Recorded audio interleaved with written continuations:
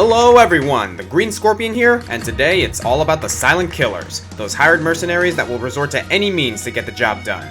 That's right, I'm talking about assassins. Assassins are often seen as cold-blooded killers with an unsettling detachment from others. In video games, however, they come in many varieties, all of them having different methods, motives, and so on.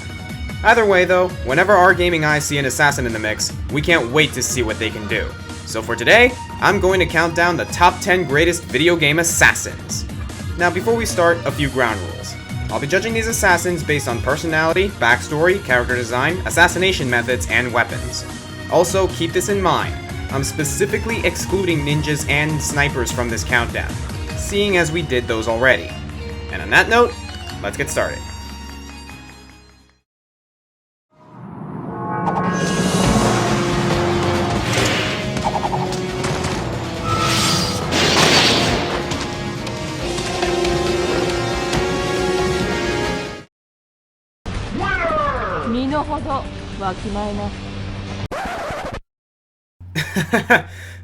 No. While Christy may be an assassin, and a good one mind you, she doesn't make the countdown for the same reason that Dead or Alive as a whole didn't make my top 10 fighting games. Don't get me wrong, Dead or Alive is a great game and the fighting mechanics are very strong, but it would be nice if Koei let up with the constant fan service. So through no fault of her own, but entirely Koei's, she doesn't make the countdown. So instead, number 10 goes to arguably the most underrated character in the Dead or Alive roster, Bayman. As the story goes, Bayman is an ex-Russian soldier who left the force to become a freelance assassin. Ever since he picked up the job, he has always found pleasure from being a silent killer. What I find fascinating about Bayman is that while he has the skills to take out any target, he has a very strong sense of honor. He's not in it for the money or the fame, he just likes his job and willingly accepts everything that comes with it, which is shown throughout the series in his interactions with the other characters, especially Helena and Christy. However, when that rifle is put away, Bayman enjoys a good bout. He fights in the style of combat sambo, which is actually the official martial art for the Russian military, and as a result is one of the slowest but strongest characters in the game. His style involves many stunning strikes and heavy hits, but he really shines with his grabs that can chain up for some ridiculously damaging combos. With powerful skill and an honorable personality, Bayman is a fighter to be both feared and respected. Unlike many of the female characters in this game, I mean seriously, these chicks' designs are worse than the Final Fantasy protagonists! Well, some of them anyway.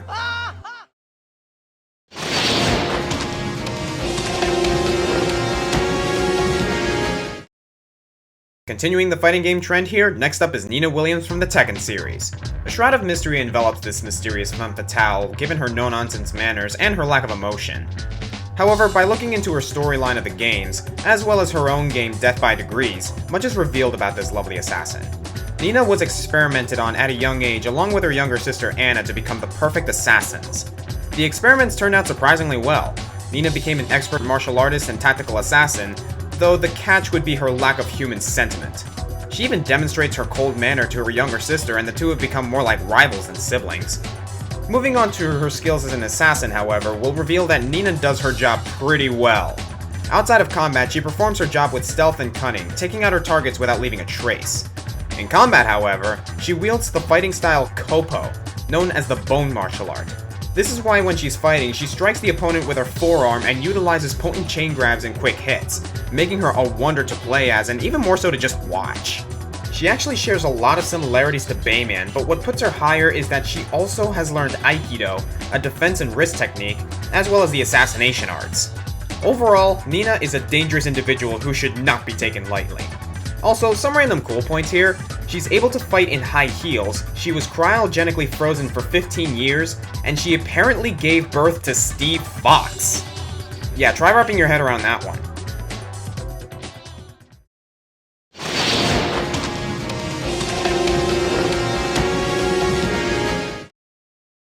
Psychotic fucker. Time for a little pro bono ghost bustin'. Oh, I can see the hate comments flooding in already. Ever since No More Heroes gained cult status on the Wii, Travis Touchdown has become one of the shining images of an assassin. So, that being said, why is he so low? Well, as much as it is mentioned that he's an assassin in the game, and trust me, it's mentioned a lot, you wouldn't necessarily call him that by traditional standpoints. He's brash, arrogant, and not at all tactical about his method of killing. He would rather stand in the middle of a swarm of hostiles and rip the opposition to shreds like the one-man army that he is. Despite this, however, Travis is still an amazing assassin.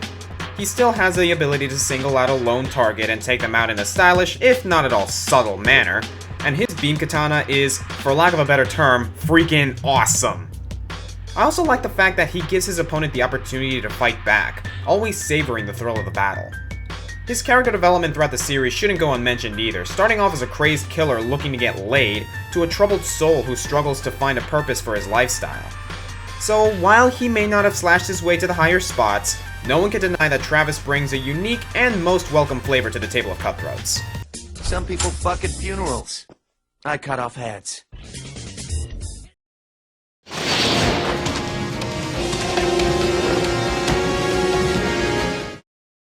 Within the large crowd of champions in a League of Legends, some assassins have made their way to the fields of justice.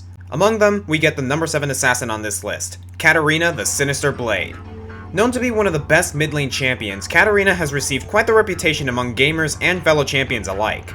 Ever since childhood, Katarina has had a strange instinct for bloodshed and a natural talent for killing. She was trained by the best assassins of Noxus, one of them being her father, and proved her dedication to her trade after the successful assassination of not one, but 2 Demacian generals. It's a good thing one of those generals wasn't Garen, because... well... With a track record that would make her father proud, the Mages of Runeterra eventually caught wind of her prowess and was asked to fight in a League of Legends. As a champion, Katarina is a glass cannon. Her passive, Voracity, grants her reduced cooldown time after a kill or assist. Her abilities include Bouncing Blade, a projectile that bounces off multiple enemies, Sinister Steel, a spinning blade attack, Shunpo, a teleporting attack that is great for both harassment and quick assassinations, and her ultimate Death Lotus, an attack where Katarina tosses 30 blades at nearby champions for 2 seconds. That's 15 blades a second. Her fast damage output and excellent harassing methods have made her a favorite for mid-lane players, and with her cutthroat personality and cold sense of duty, she has become one of the most feared of the Noxian champions.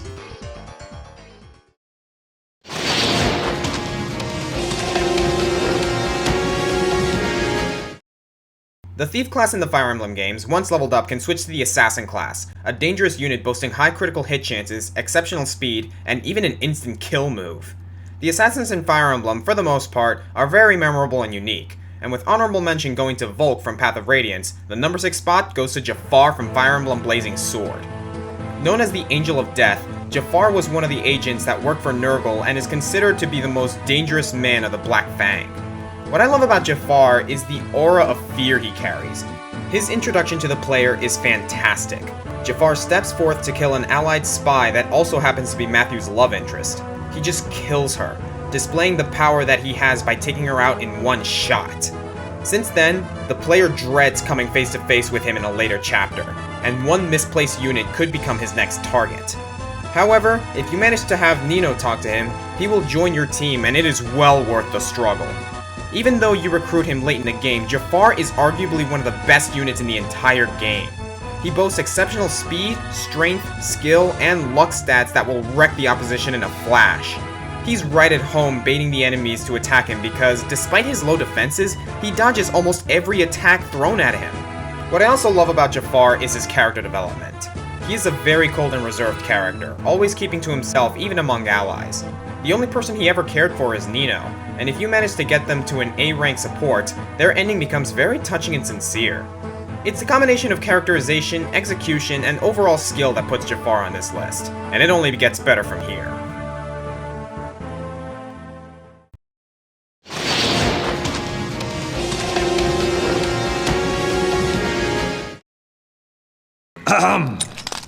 Gentlemen? While he may be a conniving and sinister backstabber, actually, that's exactly why the spy is so good at doing his job.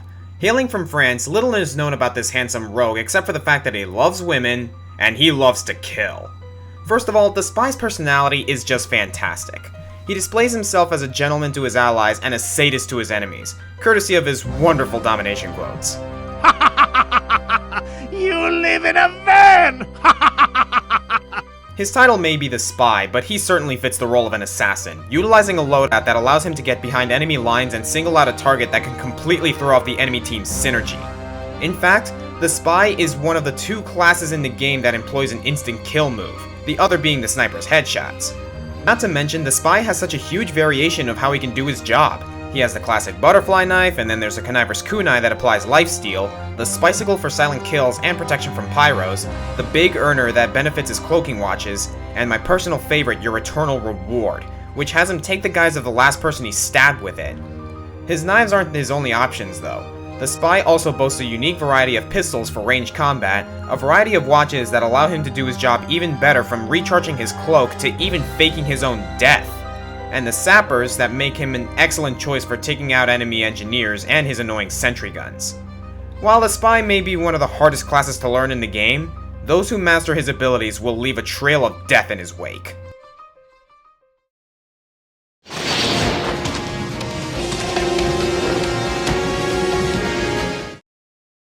You know that kind of character that does so little in the front lines, yet has such an influence upon the main scenario that anyone who hears his name freezes in fear? Yeah, Shelly the Killer is one of those characters. Shelly the Killer, despite his ridiculous name, is a professional hired assassin who not only makes sure his target is dead, but also makes sure that no evidence is left to point suspicion to his client. He even leaves his calling card at the scene to ensure the authorities that it was him who committed the murder. What's astonishing is that throughout his career as a professional killer, he has not been caught once despite his courtesy of confirming his involvement. This is because, along with being a master of death, he is a master of disguise and a skilled manipulator. In Phoenix Wright Justice for All, he appears in Farewell My Turnabout, the final case of the game. Juan Corrida is murdered by Shelly's hand, but due to some unforeseen circumstances, his client Matt On Guard is claimed as a suspect. This causes him to switch strategies by forcing Phoenix Wright to defend Matt in court. How does he do this? By kidnapping the person he cares for the most, Maya Fey. Throughout the chapter, the build-up to the truth about Shelly is played so well. There's always a shroud of mystery about him that keeps everyone, including the player, on edge. His demeanor as a gentleman also becomes very intimidating when it's clear that this guy means business. However, while he is an assassin with the best of them, Shelly is extremely professional and quite honorable even. Near the end of the chapter, it's revealed that he takes professionalism and trust very seriously. He's never one to betray his clients, and he never makes a promise he can't keep. But he expects the same level of trust from his clients, and that's the opening that Phoenix needed to close the case. He's even willing to put himself at risk to make sure his client gets what he was promised. He may be a scheming killer, but he is certainly a dedicated professional, earning him the number 4 spot.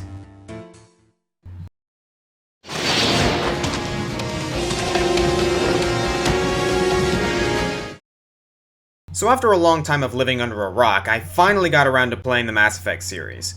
That being said, I'm pretty sure many of you have figured out that the number 3 spot goes to Thane Krios. Considered to be one of the greatest assassins in the galaxy, it's also Thane's endearing personality and fascinating backstory that bring him this high on the list. Thane was actually trained since the age of 6 to become a professional assassin, and he got his first successful kill at the age of 12. Unlike most assassins who prefer striking from the shadows, Thane adopts a more direct approach. Utilizing a skill set involving stealth, firearms, and close quarters combat, Thane prefers to take out his targets up close. He is so good that he even has time to pray for forgiveness after each kill. Speaking of which, Thane Krios displays a personality that is not to be expected from someone of his line of work. Thane is actually very spiritual and respectful, and even raised a family after falling in love with Irika, a woman who intervened in one of his missions. He rather sees himself as a weapon for his employers rather than a machine of death. This also becomes the main point of his backstory. As Shepard talks to Thane, it is revealed that Thane lost his wife to a band of mercenaries that wanted revenge against him. He took it upon himself to make sure that these mercenaries got what they deserved, and since then has done his best to raise his only son, Kolyat. Throughout Mass Effect 2 and 3, Thane Krios' character becomes more and more lovable and tragic at the same time. Not only is Thane an excellent asset to the team and a great personality to have around, but it's also revealed that he won't be around for long due to being diagnosed with Keppel syndrome. This pulled at my own heartstrings when I realized that Thane's time with the team was much shorter than anticipated. Despite all of this, he is still willing to do his job for the sake of duty. When he finally perishes in Mass Effect 3, it becomes apparent that we will never forget this warm-hearted assassin.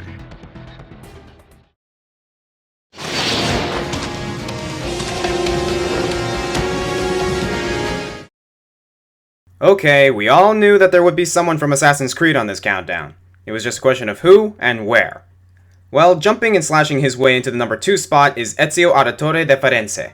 Stepping aside from the assassin thing for a second, I love Ezio's character development.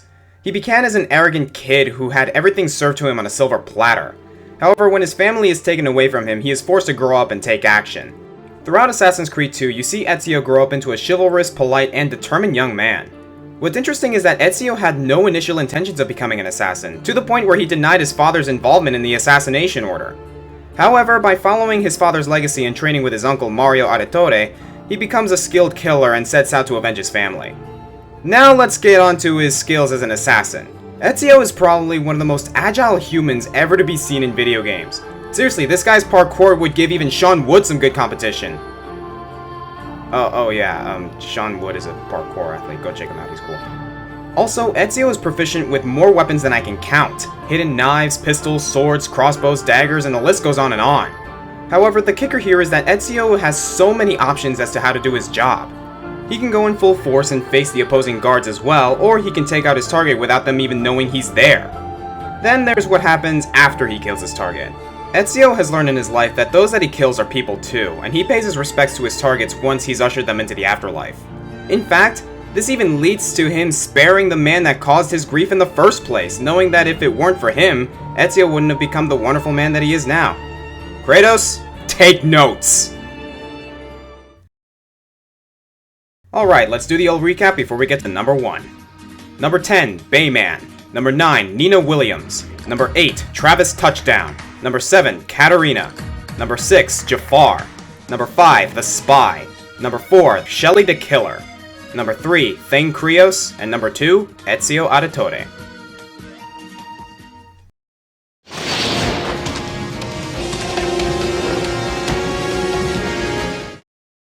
It was close. It was really close. Not only do Ezio and the number 1 assassin have so much in common, but their personalities, backstories, character developments, and assassination skills are practically equal in what makes a great assassin. However, the number 1 assassin managed to rise to the top to claim the title as the greatest assassin in video game history. That man is Agent 47. Seriously, find a dictionary and you will find this guy's picture next to the word assassin. Let's start with his backstory. Agent 47 is a clone genetically enhanced to be the perfect assassin. However, unlike the other clones under the French Foreign Legion, 47 was a special case, showing feelings and emotion that none of the other clones could display. Ort Meyer, one of the heads of the Legion, raised 47 sort of like a son, and he was deemed to be the best agent he had. Much like Thane Krios, 47 achieved his first successful assassination at the age of 12, and as he grew older, he became a master of firearms, hand-to-hand combat, melee weapons, and displayed an inhuman amount of ingenuity and skill. He shows little emotion, but behind that guise of professionalism lurks a genuine heart, making 47 an extremely well-developed character as the series progresses. And we haven't even touched his skills as an assassin yet. In fact, that is exactly why Agent 47 takes the number 1 spot. Agent 47 literally uses anything and everything at his disposal to do his job, and all of this is done at the player's jurisdiction. You can be stealthy with a knife, you can go in guns blazing, you can snipe from afar, you can take on a disguise, you can use injections, you can use a freaking coin as a distraction method. This is precisely what makes Agent 47 such a great assassin.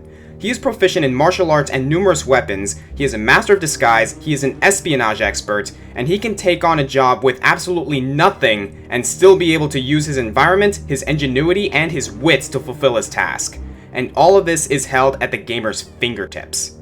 Agent 47 can do almost anything to get his kill, making the Hitman series one of the most immersive series of games I have ever played, and makes Agent 47 the number 1 greatest assassin in gaming history.